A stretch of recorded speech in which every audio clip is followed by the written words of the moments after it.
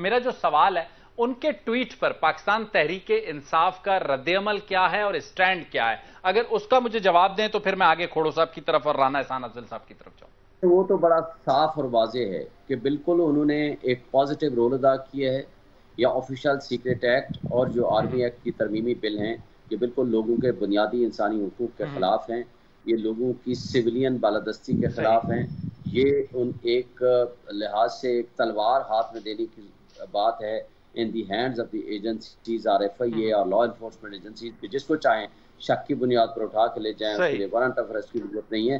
तो ये तो प्रेसिडेंट साहब ने एक बहुत अच्छा इक़दाम किया है कि तमाम तर प्रेशर्स के बावजूद और इस करप्ट निज़ाम में खड़े होकर उसने एक हीरो का रोल अदा किया है। और जो वो पार्लिमान जो इसका जिम्मेदारी थी कि वो लोगों के बुनियादी हुकूक को बहाल करती और उनके लिए तहफ़्फ़ुज़ करती, वो लोगों की किसी की ख्वाहिशात पे बिल्कुल उसने एक रबर स्टैम्प की तरह उठाया और जुमा बाजार लगा दिया। इस रोकूंगा, तरह आपने के बिल आपने खैर और मकदम किया है प्रेसिडेंट साहब के ट्वीट का। खोड़ो साहब, शोएब साहब इतना तो एग्री कर रहे हैं कि अगर प्रेसिडेंट साहब चाहें और उसकी तहकीकात करवा लें, और वकार साहब वॉलंटियर कर रहे हैं कि वो तमाम जो है कवायद और शवायद किसी भी तहकीकात इदारे या अदालत को देने को तैयार हैं, तो पाकिस्तान पीपल्स पार्टी समझती है कि इस मामले को अदालत जाना चाहिए, या पाकिस्तान पीपल्स पार्टी समझती है कि नहीं, हर मामले में अदालत ना आए, कोई गवर्नमेंट की सतह पर काम होना चाहिए?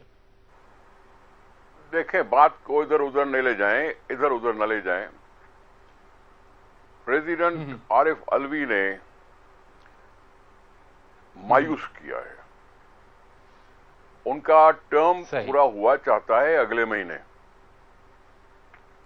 अगर इस बिल के खिलाफ थे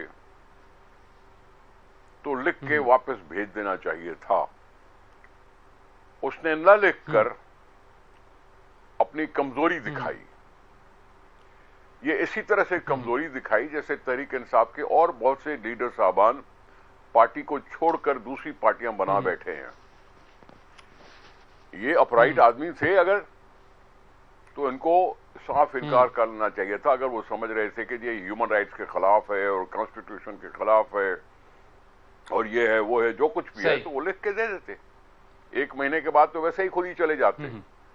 और इनके लिखने से, जवाब लिखने से, एतराज करने से ये कानून नहीं बन सकता था।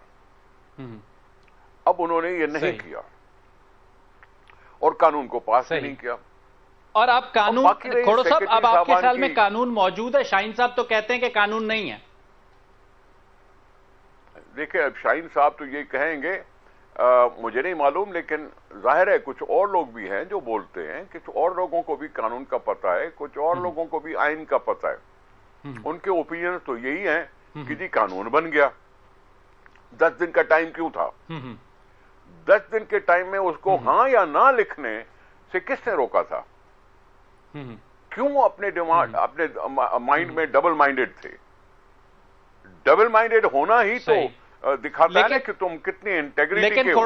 लेकिन खोड़ो साहब, सॉरी टू से, आप क्योंकि कानून साज भी हैं, 75(1) और 2 का जो हवाला शोएब शाहीन साहब ने दिया, उसमें अगर ये दूसरी बार आता और फिर दस्तखत ना होते तो फिर कानून बन सकता था। शोएब शाहीन साहब का मौकिफ चूंकि वो आइन से पढ़ के बता रहे हैं, तो अब आप चूंकि कानून साज भी हैं। मेरे साहब, एक मिनट, ये दूसरी बात तब आता जब वो इख्तलाफी नोट लिख कर वापस सेनेट में भेजते, फिर वहां ज्वाइंट असेंबली का होता और फिर उसको पास किया जाता या उनकी जो एडवाइसेस थी उसको माना जाता। ये स्टेज तो आना ही नहीं था, उसको पता था कि कौमी असेंबली नहीं है, तो ये दूसरी दफा का तो जिक्र ही नहीं होना चाहिए ना। उनको पता है कि नहीं है, इसलिए उसको लिख देना चाहिए था, हाँ या ना में कुछ भी लिख देना चाहिए था। ये तो बात ही नहीं है ना कि जी वापस आता और फिर ना दस्तखत करते तो फिर कानून बन जाता। ये तो तब है जब ये कौमी असेंबलियां हों। आप भी कह रहे हैं, और आप भी कह रहे हैं कि जब उनका इस्तिस्ना खत्म होगा।